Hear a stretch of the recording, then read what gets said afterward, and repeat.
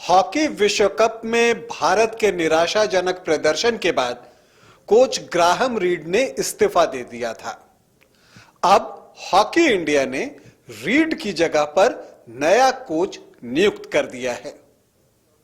जो नया कोच भारतीय टीम से जुड़ने वाला है ये वो व्यक्ति है जिसने टोक्यो ओलंपिक्स में बेल्जियम को स्वर्ण पदक जीतने में अपना सहयोग दिया था।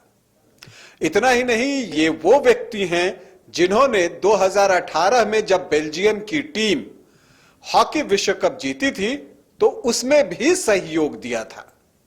कौन है वो जो बने हैं भारत की हॉकी टीम के नए कोच, बताऊंगा। लेकिन पहले बता दूं कि आप देख रहे हैं न्यूज बाइस्कोप और मैं हूं राकेश रंजन।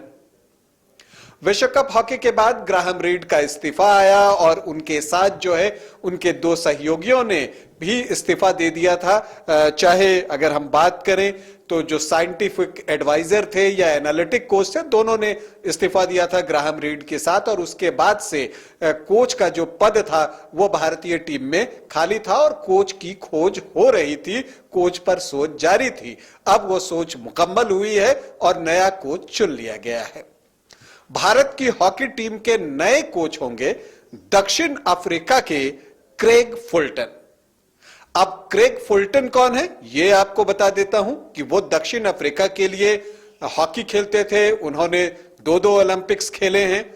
उन्होंने एथेंस ओलंपिक भी खेला है, अटलांटा ओलंपिक भी खेला है दक्षिण अफ्रीका के में एक खिलाड़ी के तौर पे। इस लगभग एक दशक तक वो दक्षिण अफ्रीकी टीम का हिस्सा रहे और लगभग 200 मैचों में दक्षिण अफ्रीका का प्रतिनिधित्व किया। अगर मैं एक्चुअली कहूं तो 195 मैचों में। लेकिन जो सबसे महत्वपूर्ण चीज है, अगर कोचिंग के एक्सपीरियंस की मैं बात करूं तो उनके पास कोचिंग का 25 वर्षों का अनुभव है और ये एक बहुत बड़ा अनुभव होता है। आपको बता दूं कि उन्हीं की कोचिंग में आयरलैंड की टीम ने पहली बार ओलंपिक्स के लिए क्वालिफाई किया था 2016 रियो ओलंपिक्स के लिए। और 100 साल में ऐसा करने में सफल हुई थी आयरिश टीम पहली बार। तो आप इसी से अंदाजा लगा सकते हैं कि एक कमजोर टीम के साथ काम करते हुए उसे ओलंपिक्स के लिए क्वालिफाई करवाने में जो मदद उन्होंने की है, जो कोचिंग उन्होंने दी थी, वो निश्चित तौर पर काबिले तारीफ है। और इसी वजह से उन्हें जो है FIH coach of the year चुना गया था 2015 में। इसके बाद वो बेल्जियम की टीम से जुड़े और बेल्जियम की सफलता में तो उनका योगदान बेहद महत्वपूर्ण रहा। जब 2018 में भारत में ही भुवनेश्वर में विश्व कप हॉकी का आयोजन हुआ था तो बेल्जियम की टीम ने चैंपियन बनने का एजाज हासिल किया था और उस बेल्जियम की टीम में वो सपोर्टिंग स्टाफ के तौर पर मौजूद थे।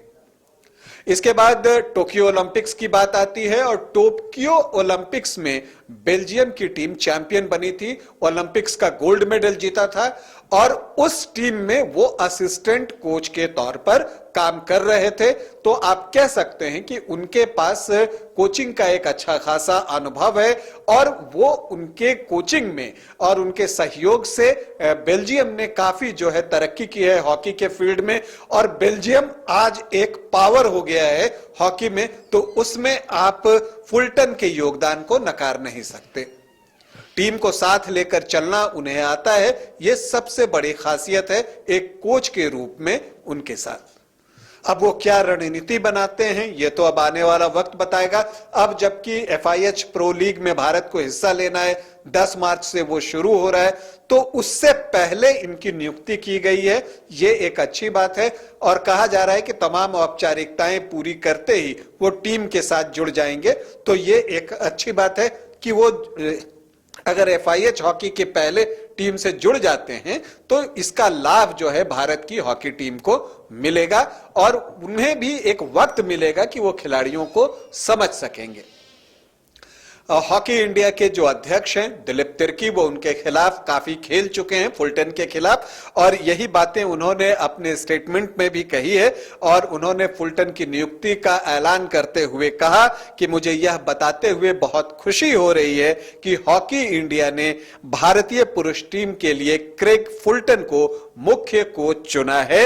मैं उनके खिलाफ खेल चुका हूं और अब भारतीय टीम के नए दौर में उनके साथ काम करूंगा और उनके पास अपार अनुभव है और उनकी कार्यशैली टीमों में आत्मविश्वास बढ़ाती है। मैं भारत में उनका स्वागत करता हूं। तो ये दिलीप तिर्की ने कहा, जो कि हॉकी इंडिया के अध्यक्ष हैं। इसके अलावा फुलटन का भी बयान आया है और फुलटन ने कहा कि भारत की हॉकी टीम का कोच बनना बहुत सम्मान की बात है।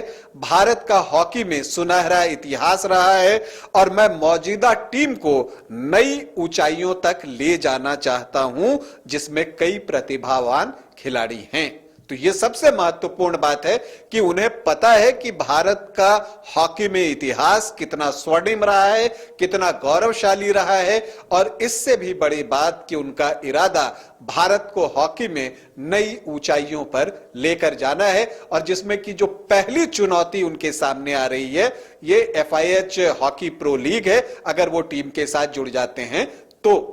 लेकिन जो असली चुनौती उनके सामने आने वाली है, वो इसी साल होने वाले एशियन गेम्स में आने वाली है, क्योंकि वहां पर स्वर्ण पदक जीतना भारत के लिए बहुत जरूरी है, एक बड़ी उपलब्धि होगी। अगर तो पहली चुनौती अगर हम कहें फुलटन के सामने है तो वो एशियाई खेल है, और इसके बाद जो है 2024 में पेरिस ओलंपिक्स में भारत के प्रदर्शन बेहतर हो और वो फिर से एक बार जो है कम से कम पोडियम फिनिश करे, इसकी जो है मुकम्मल तैयारी अगर वो टीम को करवाते हैं फुलटन, तो ये बड़ी बात होगी। देखिए, रीड भले ही अब वो हॉकी इंडिया के साथ नहीं जुड़े हैं, भारतीय टीम को वो कोच नहीं कर रहे हैं, लेकिन उन्होंने अपनी जो जिम्मेदारियां थी, उनके कार्यकाल को अगर हम देखें तो उन्होंने कई उपलब्धियां हासिल की। भारत ने आखिरी बार 1980 में हॉकी में मेडल जीता था, स्वर्ण पदक जीता था मॉस्को ओलंपिक्स में। उसके बाद से भारत की झोली खाली थी। तो जो पदक का सूखा था वो उनके कोच रहते ही भारत ने टोक्यो ओलंपिक्स में दूर किया।